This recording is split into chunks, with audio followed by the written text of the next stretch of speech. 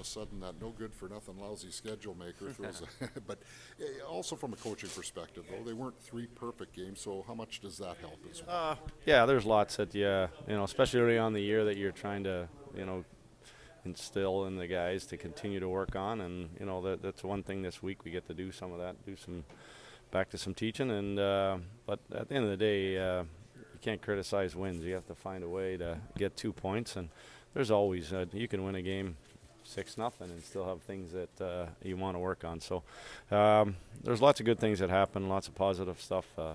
We'll take care of some of the other things, but starting Friday, I think we go on a 23-day stretch where we got 11 games. We're going every other night. This is really now because of that the Four Nations Cup. This is where it's really going to get busy here for the stretch. Now, I don't know if it was something that Minnesota was not doing or something that you guys just upped the ante on, but the activation of the defense, I think it was like 35 or 34 shot attempts by your defense in that game against Minnesota, which was more than Edmonton and Chicago. What was that all about? Well, I think we caught a team a little bit, obviously tired coming in, playing the night before, but at the same time, it's part of what we've stressed as a group the last couple of years. But, I really like to make sure that our defense are being a part of the offense.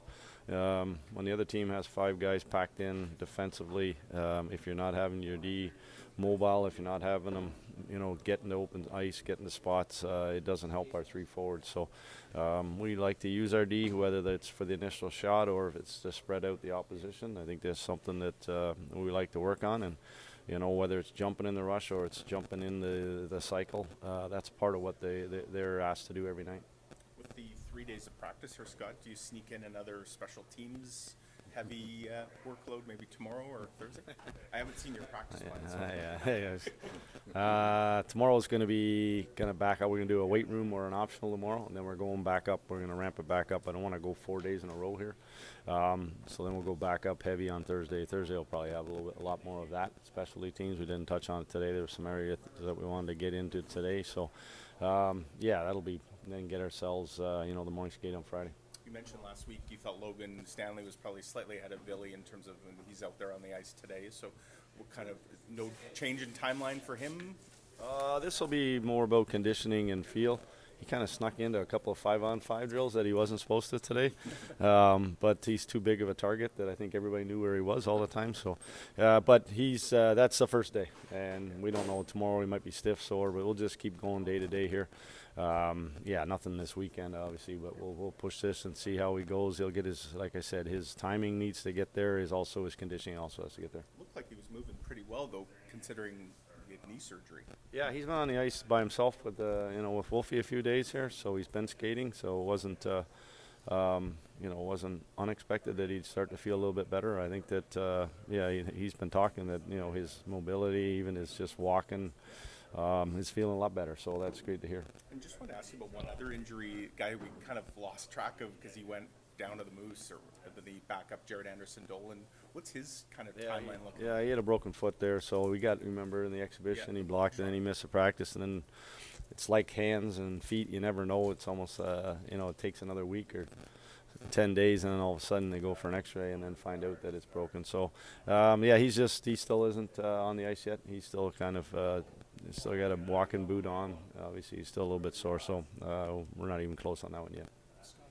Used to getting world-class play out of Mark Scheifele and Connor Hellebuyck, but the way that they started the season, he has small sample size, but just the clutch production that we've seen out of Mark over the weekend and Hellebuyck throughout. So, I mean, he's picked up where he left off with his business.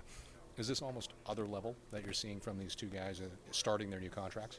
Well, I don't know. I think I've seen them both play it at this level before. I think I'm not sure about starting the year, but they both are elite players that maybe don't get. Helly obviously is getting a lot more people notice. They know him, but I don't think Scheif quite gets it quite as much around the league. And I just think that there's a player there that's taking a lot of pride in playing a 200-foot game. And right now his goal scoring has been awesome. It's been obviously key to a couple of wins. And those are players that they drive themselves just with their preparation and how they approach games, and they want to be different makers, and that's what they're doing right now.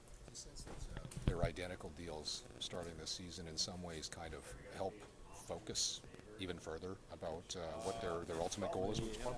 Last year, because it happened so late last year, probably had them both a little bit not sure where everything was going to work or everything was going to go and how it was going to work out.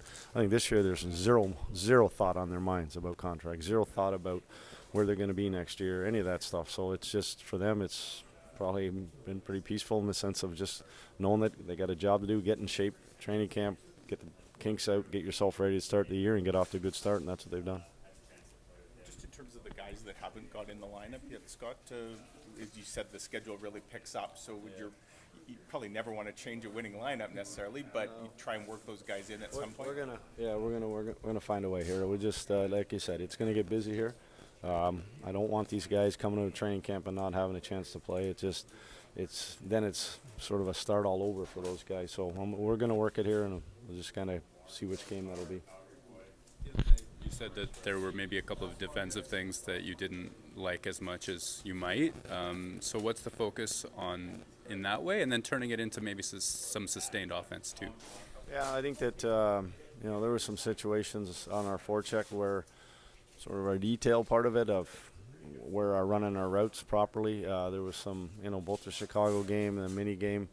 We gave up breakaways. We gave up some rush chances, some odd man situations that I felt either came off our forecheck, people getting caught, or it came off of our O-zone cycle where we didn't have enough numbers back. And those are things that just, that we know how to handle. I don't think we did a great job of it for, both 60 minutes of those games. I thought we did a really good job in Edmonton. I just thought the last two we got a little bit sloppy in those areas. So it was just today was a little bit of a reminder on how we want to play some of those situations. I think that our D zone has been pretty good. We haven't spent a lot of time on our end of the rink, which is nice.